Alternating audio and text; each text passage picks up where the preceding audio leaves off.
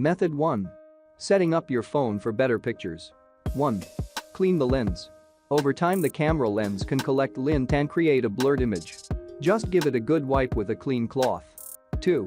Set your phone to its highest picture quality and resolution. You might end up taking a good enough shot that you want to print it out. You won't be able to do this if you only have a low-resolution version of the photo. 3.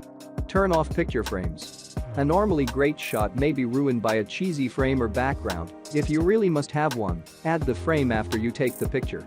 4. Turn off any other effects. These include black and white sepia tones, inverted colors, and so on.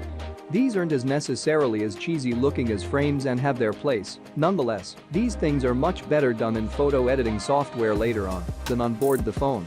You may find, for example, that when you view your photo on a large screen, that the colors in your scene are far too good to lose to black and white.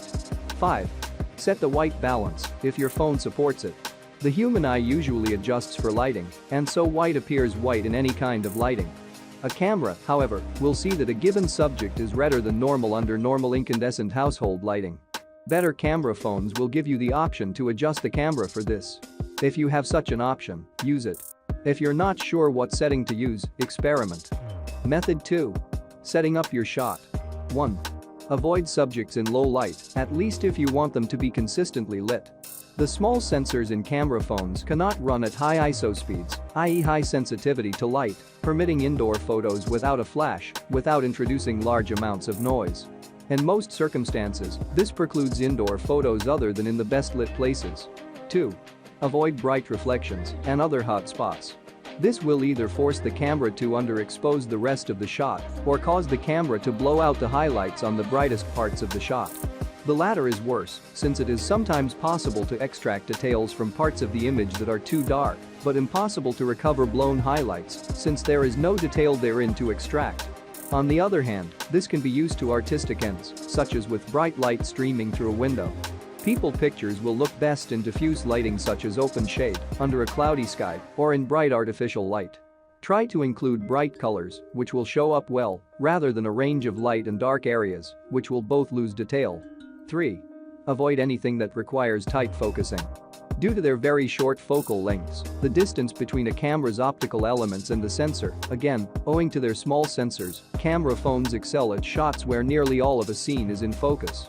However, this and their typically weak autofocus mechanisms usually precludes focusing on objects very close to the phone or having a very shallow depth of field to get a blurred background effect, which can, with varying degrees of authenticity, be faked in software later anyway. 4. Avoid mirror shots, as well as arm-length shots taken by yourself. Mirrors also often end up confusing autofocus mechanisms. Get outside and get someone to take the photo for you. If you'd rather take the picture yourself, most camera phones have an auto timer feature, so you can set the phone somewhere and get into frame. 5. Keep your subject big and prominent. Fine details, such as leaves on trees at a distance, will be smeared out. 6. Keep your background clutter-free. Camera phones won't automatically focus on the foreground and do not have settings to do so. 7. Use your flash judiciously. If you find yourself using a flash because your whole scene is insufficiently lit, you're probably taking photographs indoors in poor light. Don't do this and go back to the first step. A scene lit entirely by your flash will look unnatural, since on a camera phone, it is not typically possible to aim the flash anything but directly ahead, i.e. you can't bounce it off ceilings or walls, as with dedicated flash guns for SLR cameras. On the other hand, a flash is a good option for filling in shadows in harsh sunlight. 8. Frame your shot. Make sure that everything you want in the shot is in the picture and ready to be captured. Some phones show the entire viewfinder, meaning that what is on the screen is exactly what will be captured in the image.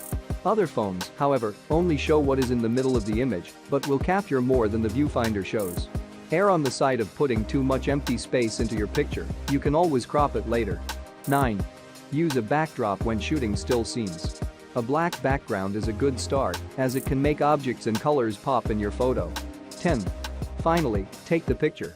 Keep your hand steady as you press the shutter button. After you take the picture, keep the phone in position to allow the picture to be recorded. If you move immediately after pressing the shutter button, oftentimes you will just get a blur. 11. Save the picture to your phone, if desired, copy it to your computer for any post-processing, and show it to your friends.